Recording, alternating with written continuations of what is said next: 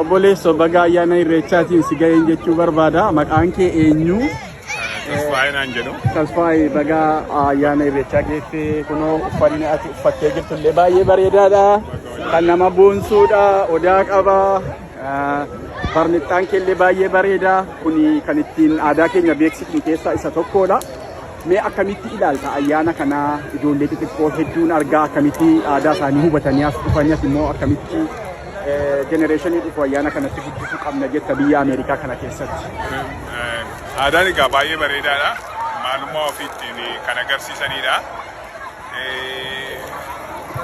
Hidda isaanii ittiin beekuudhaaf gargaara. Borri namni hidda hin qabne egaa guddachuu hin danda'u. Isaanis ijoollee isaaniitti akka dabarsanii fi akka yaadannoo ta'uu fi baay'ee carraa gaariidha. Oromoonis kanaan wal argaa. Amantiin ilaallatu, maaliin ilaallatu kuni Oromummaa qofa ilaallata.